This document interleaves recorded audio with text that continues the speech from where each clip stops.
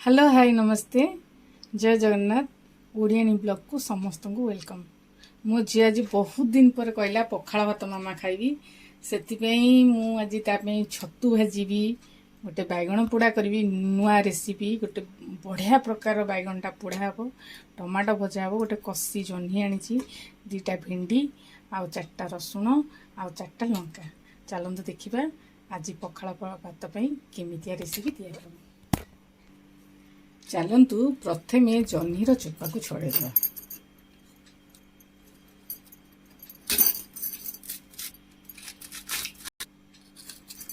चलतु आमर जह्नी चोपा छड़ा होगा ताको थाड़िया थोईदबा तापरे आमे बैगण टी को आनिबा बैगण टी कौन करबा मझिरु एमिति काटिदबा एपट भी काटिदबा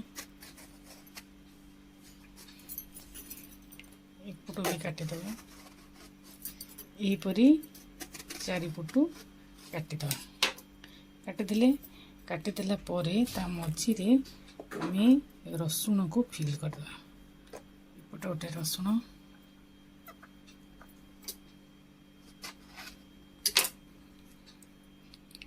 ये बैगण पोड़ारे बढ़िया मजा लगे एपट गोटे रसुण आ बैगणटी आमर भल भावे माने पोड़िला बेलू भल भाव पोड़ आ पानी अंशटा पूरा भल भाव पड़े देखु तापर कौन करवा कौन करवा टिके सोरिष तेल ये मझिरे देदबा जोटी जोटी आम रसुण देजे टिके सोरिष तेल ताको देकी फिल करदबा बैगणटा पोड़िला बेलू तार टेस्ट गोटे अलग प्रकार पड़े आस होगला आमर बैगण आम चलतु गैस उपर ताको थोईदबा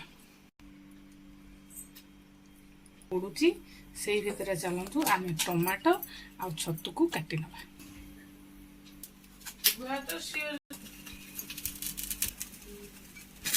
आम जह्नी टमाटो भिंडी को भाजी नवा देखिए केमी भाजुचे टिके तेल पकेवा तेल पकईदे तेल पकई सारापर आम जह्नी को छाड़ीदबा दीटा भिंडी छाड़ीदबा प्लस टमाटो छाड़ीदबा चलतु आम सिमरे भाजीदे ये तार टमाटो भजा हो धीरे किना घोड़े देखो उड़गलानी चारिपर बुले बुले मुझे पोड़ी जेहेतु तेल लगी भर बास्ना बहुत बढ़िया लगुच बहुत बास्ना हो रसुण दिगला धीरे धीरे पड़ा चलतु आम बैगण भर जो कणा करके रसुण को पूरे एबे ता भीतर कंचा लंका दीटा पूरेदेवा कहीं कंचा लंका आगुरी पूरेली कारण कंचा लंकाटा शीघ्र पोड़ी बैगणटा आमर हो आसानी एबे देखा आमर जो सब भजा होता से भजा केते दूर गला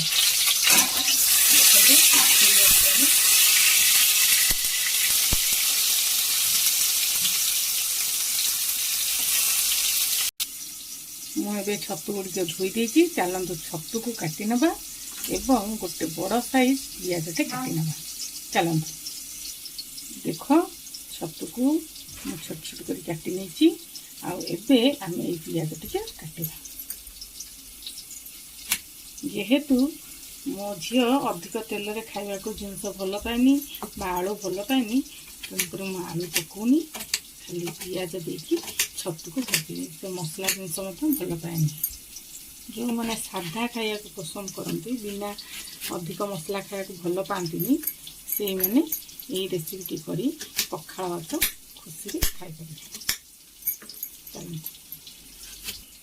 देखो आम पियाज कटा सरीगला आउ एबे जोटा आम भाजुले सेटा को काढ़ी नवा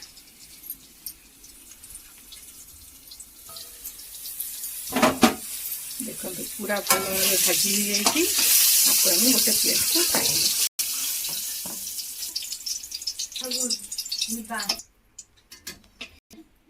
गोटे रसुण आउ दुईटी कंचा लंका नहीं ଆଉ ପ୍ଲସ୍ ଟିକେ ପିଆଜ ଆମେ ତାକୁ ଦେବା। ବୁଝିପାରିଲେ? ଏବେ ଷ୍ଟାର୍ଟ କରିବା ଛତୁ ଭଜା। ଦେଖନ୍ତୁ ସେଇ କରେଇରେ ତେଲ ଥିଲା, ମଧ୍ୟ କିଛି ତେଲ ପକେଇନି, ସେଇ ତେଲରେ ଆଗ ମୁଁ ପିଆଜକୁ ପକେଇଦେବି।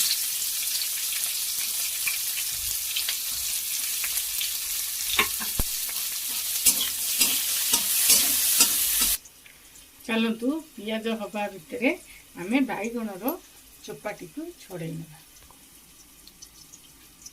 ଦେଖନ୍ତୁ ତେଲ ଲାଗିଥିବାରୁ ବାଇଗଣର ଚୋପାଟି କେତେ ସହଜରେ ଛାଡ଼ି ଯାଉଛି। ଯେହେତୁ ଗରମ ଅଛି, ଦେଖନ୍ତୁ ପୁରା ଧୂଆଁ ବାହାରୁଛି, କିନ୍ତୁ ଚୋପା ଆମର ଟିକେ ବି ଲାଗିବ ନାହିଁ। ଦେଖନ୍ତୁ ଆମର ବାଇଗଣଟି ଭଲ ଭାବେ ଚୋପା ଛାଡ଼ି ଯାଇଛି।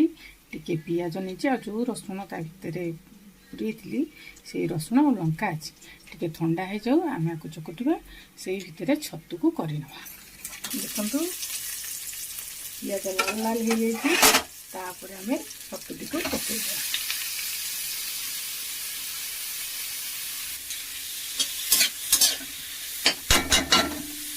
ଟିକେ ହଳଦୀ ଆଉ ଟିକେ ଲୁଣ ପକେଇଦେବା।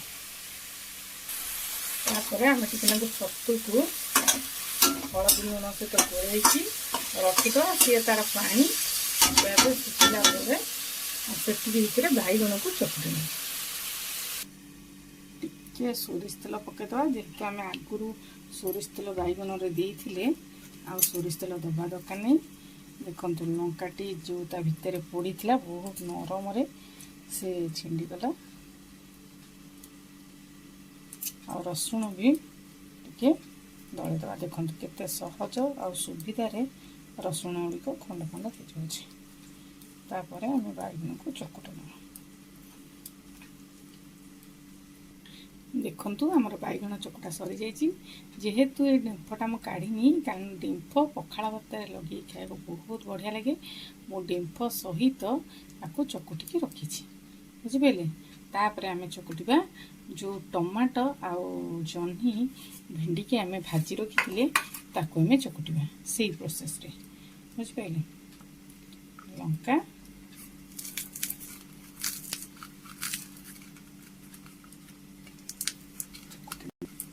ଆଉ ଟିକେ ଏଥିରେ ସୋରିଷ ତେଲ ପକାଇଦେବା। ସୋରିଷ ତେଲ ଭଜା ବା ପୋଡ଼ା ଜିନିଷରେ ବହୁତ ବଢ଼ିଆ ବାସ୍ନା ହୁଏ, ଆଉ ଖାଇବାକୁ ମଧ୍ୟ ଭଲ ଲାଗେ। ଆଉ ଯେହେତୁ କଞ୍ଚା ରସୁଣ ନେଇଥିଲେ, ଆମେ ତାକୁ ଟିକେ ଦଳିଦେବା, ଆଉ ଆକୁ ବି ଭଲ ଭାବେ ଚକୁଟି ନେବା। ଦେଖନ୍ତୁ ଆମର ଯେଉଁ ଭେଣ୍ଡି ଆଉ ଜହ୍ନି ଆଉ ଟମାଟୋକୁ ଭାଜିଥିଲେ, ସେ ମଧ୍ୟ ଚଟଣି ପ୍ରସ୍ତୁତ ହେଇସାରିଲାଣି। ବୁଝିପାରିଲେ? ହେଇ ଆସିଲାଣି। ଆଉ ଟିକେ ନାକୁ ଆଉ ଟିକେ ନାକୁ ଆକୁ ଘୋଡ଼େଇକି ଭାଜିନେବା। ଦେଖନ୍ତୁ ଆମର ଛତୁ ଭଜାଟି ପୁରା ସମ୍ପୂର୍ଣ୍ଣ ଭାବେ ହେଇଗଲା। ଏବେ ଆମେ କଡ଼େଇରୁ ଥାଳିଆକୁ ବାଢ଼ି ନେବା। ଦେଖନ୍ତୁ ଆମେ ଛତୁକୁ ବାଢ଼ି ନେଲେ, ଏବେ ଖାଇବା ବାଢ଼ିବା। ଦେଖନ୍ତୁ ଆମେ ଯେହେତୁ ଓଡ଼ିଆ ଘରର, ପ୍ରଥମେ ଆସନକୁ ପକାଇବା, ତାପରେ ପାଣି ଥୋଇବା, ତାପରେ ଲୁଣ ଥୋଇବା। ଭାତ ବାଢ଼ିଥିଲି, ଯେଉଁ ବାଇଗଣ ପୋଡ଼ାଟି କରିଥିଲି, ଆଉ ଯେଉଁ ଚଟଣି କରିଥିଲି ଜହ୍ନିର ଥୋଇଛି, ଛତୁ ଭଜା ଥୋଇଛି। ତା ସହିତ ମୁଁ ତୁମକୁ ଗୋଟେ ଟିପ୍ସ ଦେବା ପାଇଁ ଚାହୁଁଛି। ଯେଉଁ ଝିଅମାନଙ୍କର 30 ବର୍ଷ ପର୍ଯ୍ୟନ୍ତ ବାହାଘର ହେଉନି ବା ବହୁତ ବୟସ ହେଇଗଲାଣି, ତାଙ୍କର ବାହାଘର ହେଇପାରୁନି, ସେମାନଙ୍କ ପାଇଁ ଗୋଟେ ଛୋଟିଆ ଟିପ୍ସ। ଆମର ଗୁରୁବାର ଦିନ ବା ଗୁରୁ ପୁଷ୍ୟା ନକ୍ଷତ୍ର ପଡ଼େ। ବୁଝିପାରିଲେ? ବର୍ଷକୁ 3, 4 ବା 5 ଥର ପଡ଼େ। ଆମର ଯେଉଁ ଜାତକରେ ସପ୍ତମ ସ୍ଥାନ ଦୁର୍ବଳ ଥାଏ, ସେଇ ଝିଅମାନଙ୍କର ବାହାଘର ଟିକେ ଡେରିରେ ହୁଏ। ସେଥିପାଇଁ ଶୁକ୍ଲପକ୍ଷ ବା ଗୁରୁ ପୁଷ୍ୟା ନକ୍ଷତ୍ର ହେଇଥିବ, ଗୁରୁବାର ହେଇଥିବ, ବୁଝିପାରିଲେ? ଗୋଟେ କଦଳୀ ଗଛର କଦଳୀ ପତ୍ରକୁ ତୋଳି ଆଣିବା, ତାକୁ ଗଙ୍ଗା ଜଳ ଆଉ କ୍ଷୀରରେ ଧୋଇ ନେବା ଏବଂ ହଳଦୀରେ ତା ଦେହରେ ଶୁଭ ବିବାହ ଲେଖିବା, ଆଉ ଦୁଇ ପାର୍ଶ୍ୱରେ 2ଟି ସ୍ୱସ୍ତିକ चिन्ह दबा। स्वस्तिक चिन्ह केमिति तैयारी हुए मोर अलग वीडियो रे देखिए। आजिकल समस्त क्रॉस करिकी स्वस्तिक कर दौरान सेमिति स्वस्तिक हुए नहीं। दुई पटे स्वस्तिक लिखा एवं टिके हलदिया खेचड़ी तैयारी करिबा जो थरे कि मीठा थिबो। सेई खेचड़ी को सेई कदली पत्र बाढ़िकी जो झीर बाहागर हो नथो से दिन उपास करिकी से हलदी गछ को पूजा करिकी आमे से खेचड़ी की से खाइबा दरकार। जदि से एते किछि करि परिबोनी ताहले आ गुटे भी प्रणाली अछि। गुरुवार दिन गुरु पुष्या नक्षत्र होइतिबो बा पूर्णिमा होइतिबो शुक्ल पक्ष गुरुवार होइतिबो से दिन कदली गछ को पूजा करिबा। कारण कदली गछ होचंदी बृहस्पति आउ तार पत्र रंग ग्रीन बेली आमे बुद्ध को मानुचे। पूजा करिबा सहित से जो झीटीर बाहागर हो नथो से कदली गछ को पूजा करिवो और कदली गछर खंडे चेर तलपटू छिंडेकी आनिकी ता बाहुरे लगेबो। बाम पटे हलदिया सूतारे बांधिकी से सेठी प्रार्थना करिवो जो मोर शीघ्र बाहागर हो जाओ हे गेले मु तुम पाखरे पूजा अर्चना करिवो। एवं सबु गुरुवार गंगा जल बा खाली पानी से देउथु। कारण बृहस्पति उंचा हेले बुद्ध भलरे रहिले एवं क्षीर टिके गछ मूले दब चंद्रमा स्ट्रंग रहिले से झीटीर शीघ्र बाहागर हो जाए। ये होची मोर पखाळ सहित गोटे टिप्स। आगो आ गोटे रोषेई नहीं आसबि ता सहित गोटे भल टिप्स। धन्यवाद, नमस्कार।